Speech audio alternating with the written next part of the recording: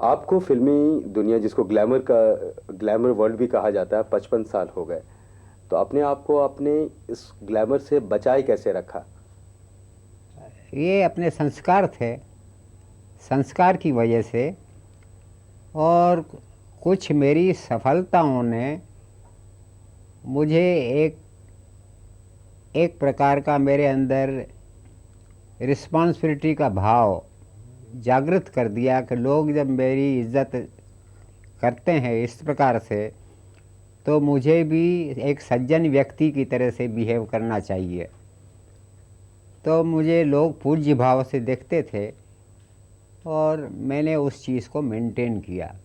कभी मैं यानी फिल्म लाइन के अंदर कोई उसमें मैंने फिसलन के पथ पर नहीं गया। मैं काम किया, मैंने हट के किया और समाज को हमेशा ध्यान में रखा कि इतना सशक्त माध्यम हमें मिला हुआ है, तो हम इसका सदुपयोग समाज के लिए करें, केवल अपने पेट पालन के लिए नहीं करें कि पैसा कमाएं पैसा कमाएं पैसा कमाएं, कुछ समाज को भी दे जाएं।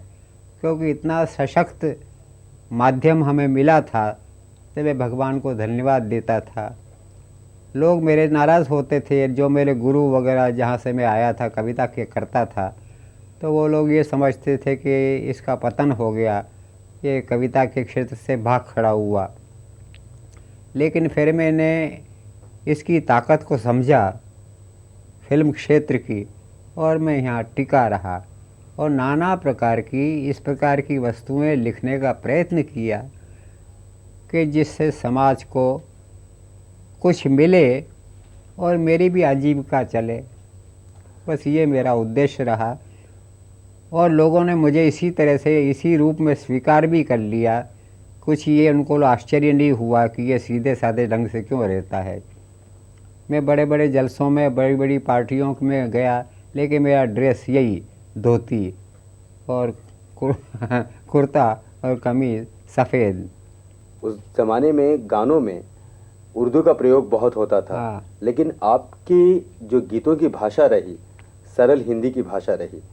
तो आपको कभी ये नहीं सोचा कि इसमें कुछ उर्दू के शब्द मिलाए जाएं या अपने गानों को?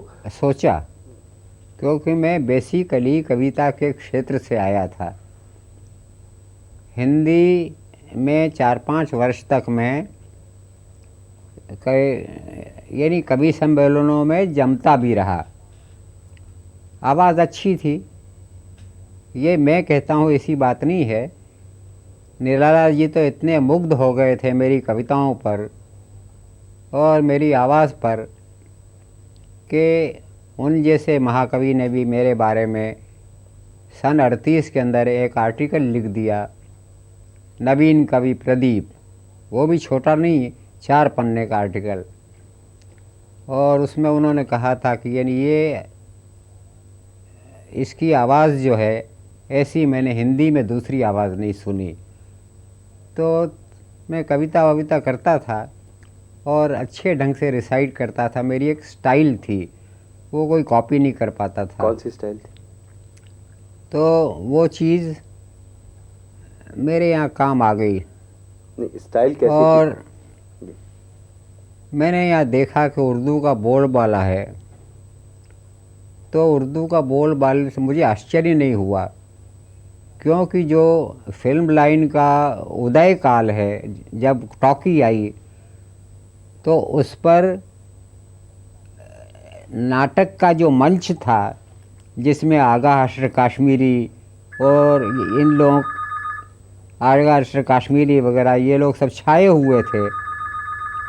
हमारे नारायण प्रसाद जी बेताब भी थे, राधे श्याम द्विवेदी भी थे, वो भी मतलब, लेकिन उर्दू प्रधान वो स्टाइल थी।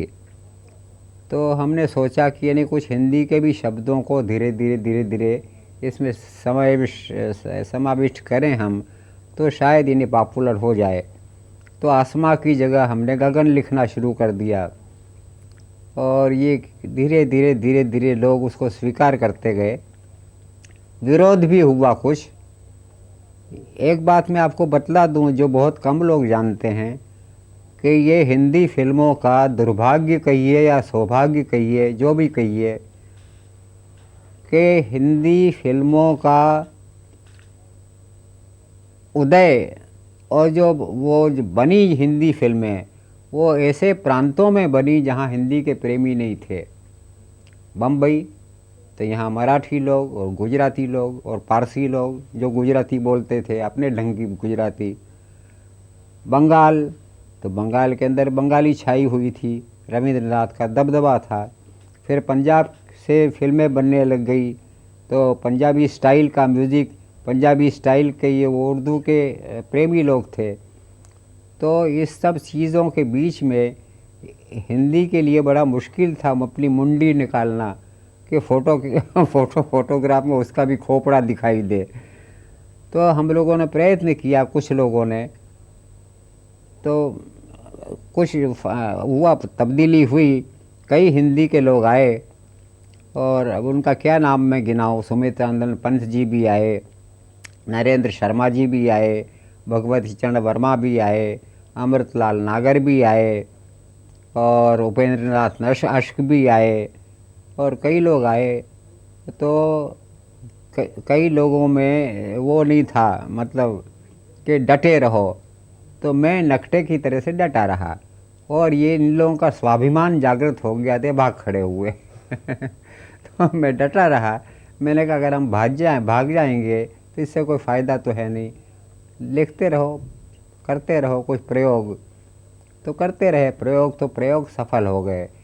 और जिस तरह से मैथिली शरण गुप्त जी ने अपने साकेत वगैरह और यशोधरा और इन सब चीज़ों के अंदर पौराणिक पात्रों को लिया, तो मैंने देश को और उपदेश, मतलब समाज को एडवाइस करना, और देश को भाई इसको बचा के रखना, फलाना है, ये है, वो है, तो इसको पकड़ करके मैं अपनी नैया चलाने लग गया।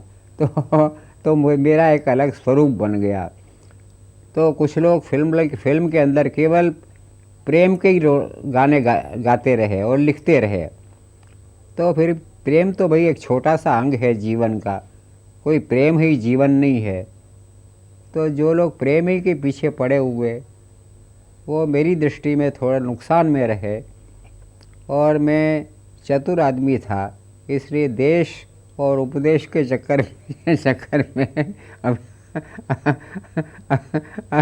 मेरे ख्याल से आज आप मेरा इंटरव्यू ले रहे हैं, तो उसमें उनका भी कुछ थोड़ा सहयोग है देश और उपदेश का।